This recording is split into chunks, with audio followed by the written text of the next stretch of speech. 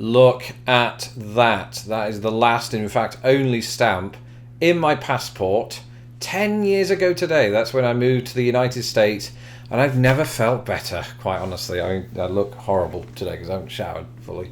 But, you know, it's given me pause for thought. It's given me pause for thought to think about that first day. The first day that I arrived in the United States all those years ago. And I think at the time, of course, it all felt magical and it all felt new and visceral. Is visceral the right word? Feels good. I said it. And at the time, yes, it was very much a feeling of being in the United States that I thought would remain with me forever. That the brain doesn't really work like that. You forget certain bits of things, don't you? So I've been revisiting it here in the last few days in a kind of reflective kind of way upon arriving at my 10-year anniversary, not my wedding anniversary. We did that earlier this year by coincidence. And, you know, some of the things I really remember about that day are obviously leaving the UK, right? So Heathrow Airport, and seeing the houses shrink as we move away from them. That's just perspective. There's nothing magical about them. They didn't literally shrink. But at that time, I do remember having this thought as we flew on Air Canada. It'll be a year and we'll see those houses again. You know, not specifically those houses. I didn't have an eye for moving into Hounslow. But I did think we'd be back in England again within the year. I mean, this is something we very much spoke about at the time, but as it turns out, I'm not very good at itineraries.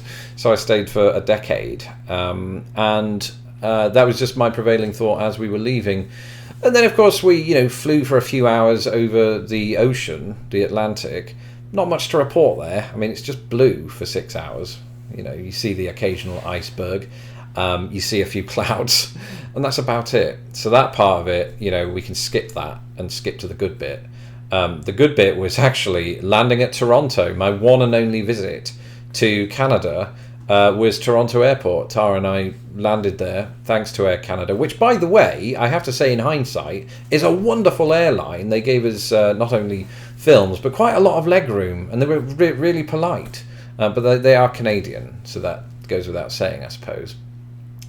And we landed at Toronto. I saw the CN Tower with my own eyes, so that proves it exists. Not that anybody has ever disputed that, as far as I know. They may have. And so that was good. Always wanted to do that. Obviously, I want to get out into Toronto proper, but that's beside the point.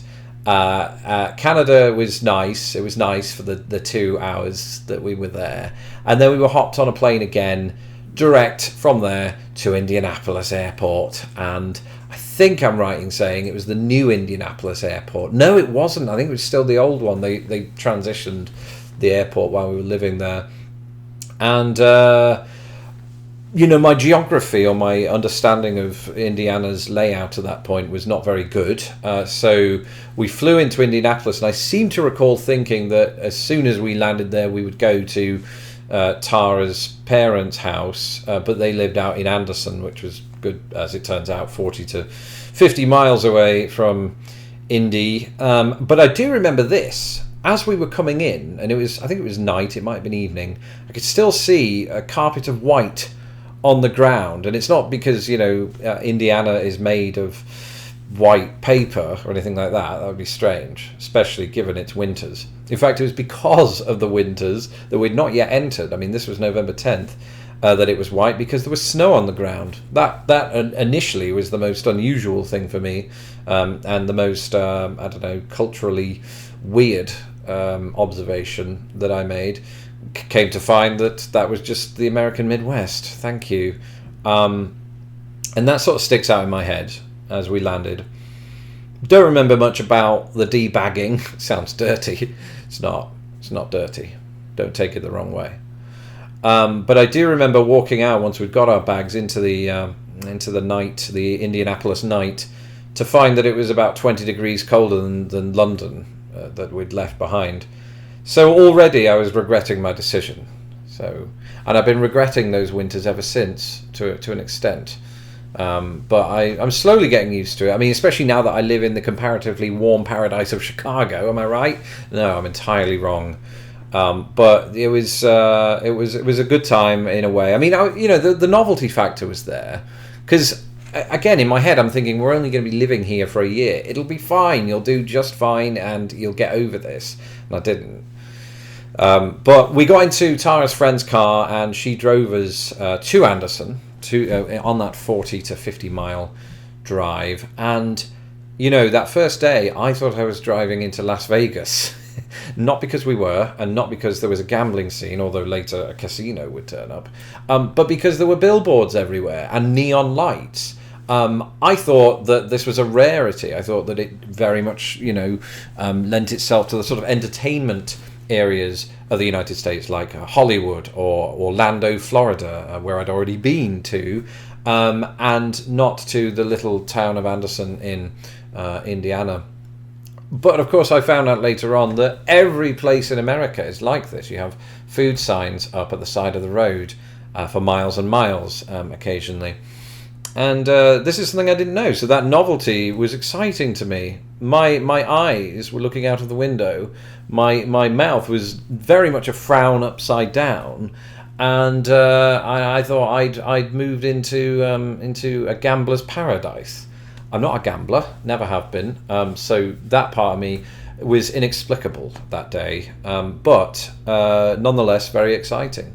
And, we were just days, weeks removed from my first Thanksgiving in the United States too, as well as Christmas coming up, and my birthday, so everything just felt exciting. It felt quite kind of, I don't know, this is a new chapter in my life for sure, but not one to be feared. And then I started walking around Anderson in the days ahead, and had reservations just because some of the people were on meth. What are you going to do about that? I've just realised I look like I'm on meth today. I really should have showered before doing this, but that's fine. But that night we went to Arby's. We needed something to eat. I'd never been to Arby's, never even heard of it.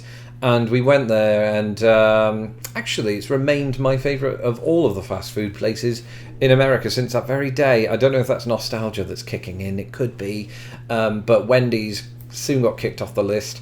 McDonald's and Burger King had long since done that. I will remember this forever, okay? Bear in mind, this move happened at the height, or rather I should say the beginning of the recession, the Great Recession. And one of the casualties of that Great Recession, you may recall, was Blockbuster Video. But Anderson still, for I think the next 2 or 3 years after I moved there, did have one. And I remember thinking in my head, oh look, they've got a Blockbuster just like back home. Can you believe they've made it all the way over here? They originated here, I found out, which made sense given Hollywood and just the term blockbuster, which did originate in the United States, actually. I think it was in the 70s, because it comes back to when people were queuing up to go into the cinema. It actually sometimes would go from not just one block, but over to another block, and it was therefore referred to as a blockbuster if you were seeing the likes of Star Wars. That's not what this video is about. Please remind me next time I go off on a tangent. You can't, you're not literally here. So, that was my first day in the United States. Thanks for watching. Thank you for watching this episode of Lost in the Pond. Don't forget to hit my stupid little face to subscribe, and please share this video with the world. Hit me up on Twitter, Instagram and Facebook, and if you would like to support this channel, please do so at patreon.com/lostinthepond.